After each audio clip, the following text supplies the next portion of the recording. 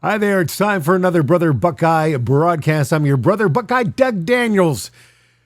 This is going to be a quick one. We're just going to talk about what Tom Allen of the Indiana Hoosiers and Ryan Day said specifically this afternoon in regards to the upcoming game. I'll give you my score prediction, and then I'm going to do another broadcast later today on this 31st of August, and it will be about the rest of the Big Ten and college football. I'll give you who I think's going to win, which is really hard to do that because we don't know really anything.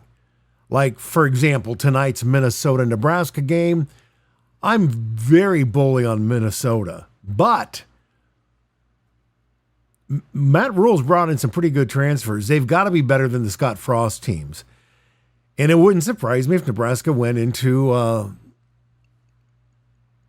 the Gophers' hole and won, especially if Minnesota's not expecting Nebraska to be that good. But that'll be in a later broadcast today. All right, let me bring up my notes. This is what Ryan Day said to the reporters. They do this speed round thing via Zoom.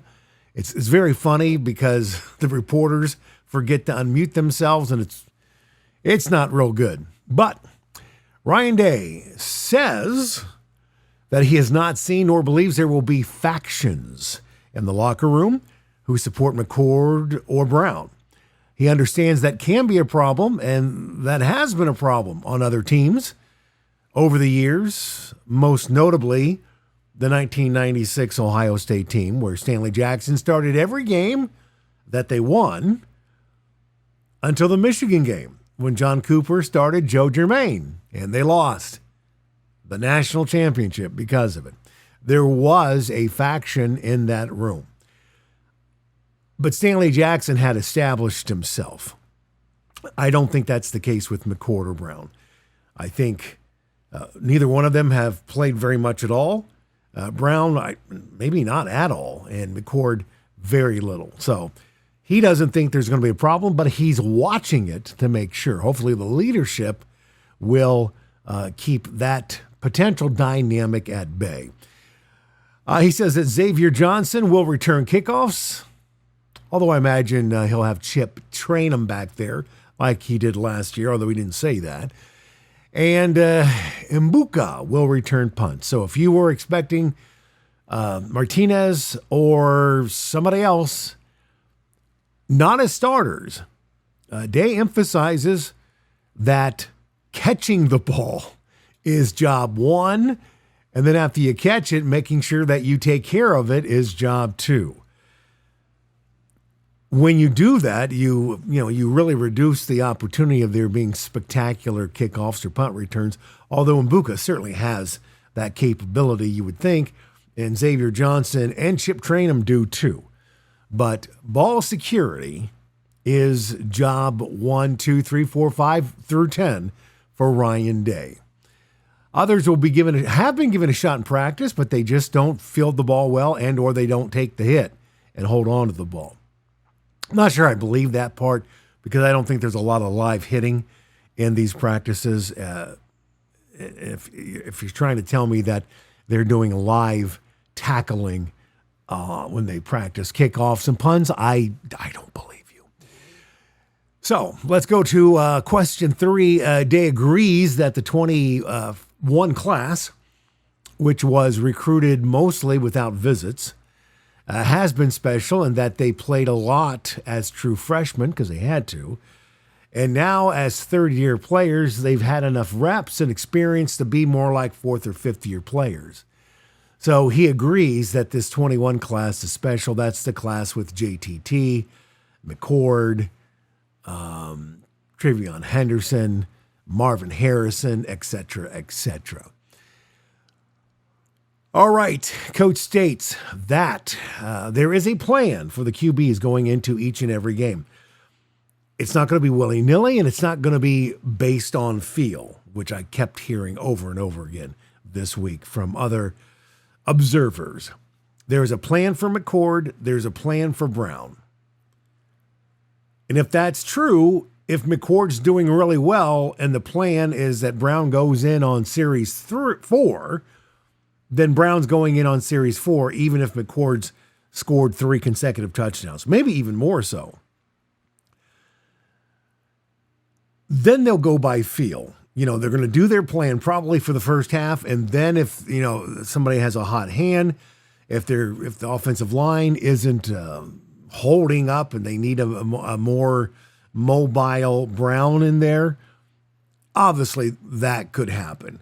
But there will be plans going into each of these games, and those plans probably will adjust depending upon how well these two play against Indiana. All right, his praise for Luke Montgomery remains effusive, mentioning that his skills as a basketball player translate to playing offensive tackle, adding that he saw him get his head split open during a basketball game, get cleaned up and sewn up, and return to the contest, exhibiting his maturity and his toughness. So I tell you, Luke Montgomery might be a starter on that offensive line at some point this year, even if there isn't necessarily an injury. But I still think if Matt Jones goes down like he is prone to do, you could see Montgomery in that right guard position, or Fryer moving in and Montgomery taking the outside. All righty, what else? Mike Hall will get the lion's share of reps. He mentioned that on the Fan the other night. That question was asked, and Ryan Day says he deserves the lion's share of the snaps. He says, he didn't say, but we all know that Mike Hall is potentially an first-team All-American and a first-round draft choice. He gives them the best chance to win, and he's healthy. So Mike Hall gets the majority of the snaps inside. However, the team is fairly deep with Ty Hamilton, Williams, Malone, Canu, and McKenzie, and I might be missing somebody, but he thinks those, those 1, 2, 3, 4, 5 others are enough to where Hall could be in there quite a bit. So expect that.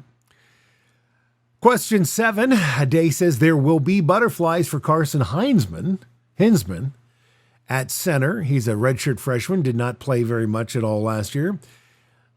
He feels that being bracketed by veterans like Donovan Jackson and Matt Jones, he feels that their confidence will rub off on Carson, and therefore he'll be in pretty good company.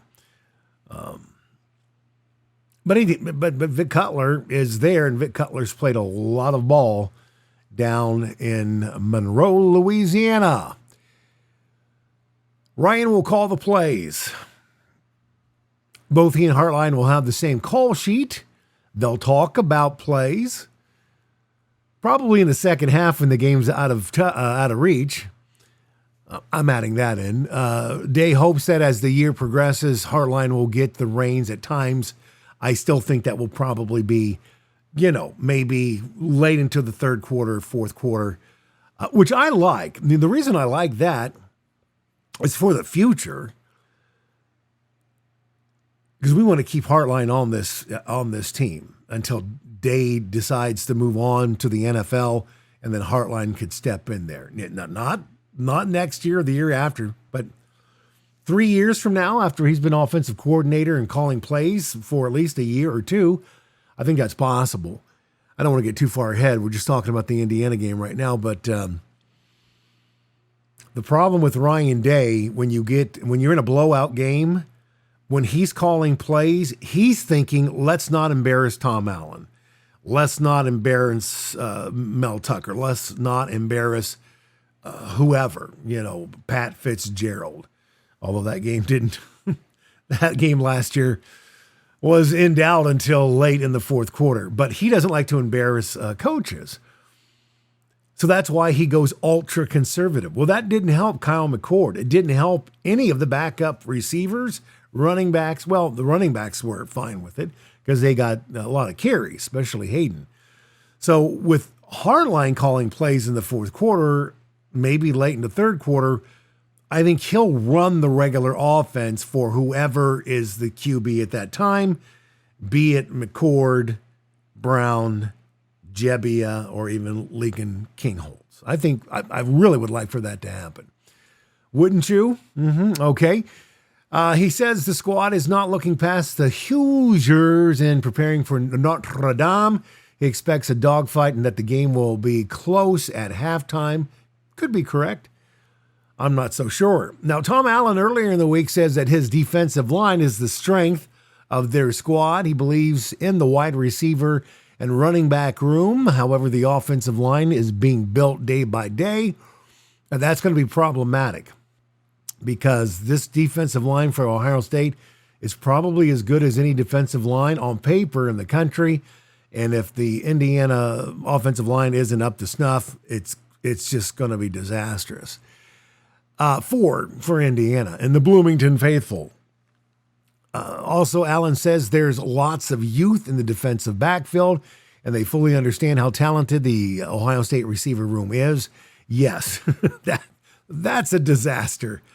So the score I'm going to give you is somewhat conservative. I may have to readjust that.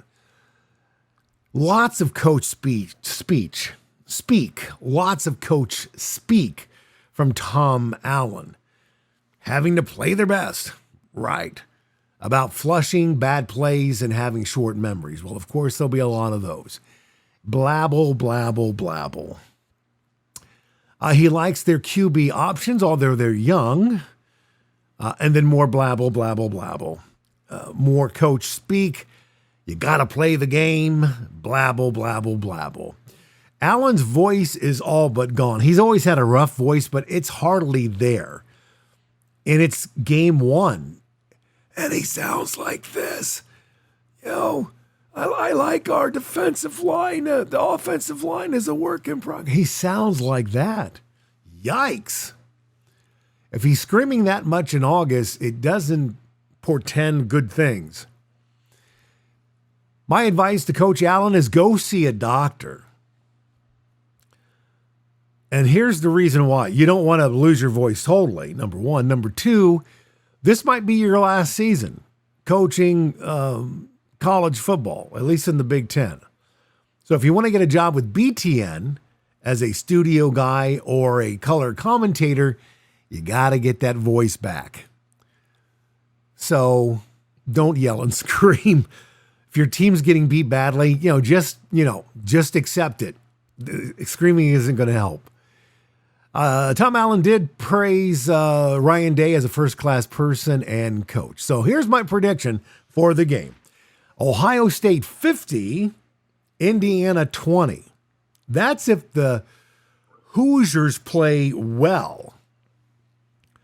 If they can't block the defensive line, if they can't cover the receivers, then I'm going to make this score 62, Indiana 14. So 50-20 if it's competitive, 62-14 if it's not, or maybe 62-13 or 62-16, something like that. All right, that's this particular Brother Buckeye broadcast. I am going to do another one where I'm going to give you my winners in the Big Ten and all of college football. There's been an injury to Cade McNamara, so that one's a little up in the air. But we'll do that show here just a little bit later. Appreciate you listening and watching. Oh, by the way, if you're still listening and watching, big weekend for what I do, what I get paid to do, and that's sell mattresses, foundations, and adjustable bases. I work at Mattress Firm on Friday of Labor Day weekend. I will be at the Diamond Plaza store. That's the one at the corner of Morris and Stelzer, across from Whole Foods. I'll be there. I will open and close there. On Saturday, I'll be at the Easton store, which is across the street, about a mile and a half away. And I think I'll be there all day for that one. Then I'm back at the Diamond Plaza store on Sunday. So Diamond Plaza store Friday and Sunday, Easton on Saturday. I'm not sure where I'm going to be on Monday. I don't look that far ahead. When you get to my age, it's day by day. Have a great day. We'll see you here in a couple of hours when we talk about who the winners and losers will be in the first full weekend of college football season 2023. Go Bucks.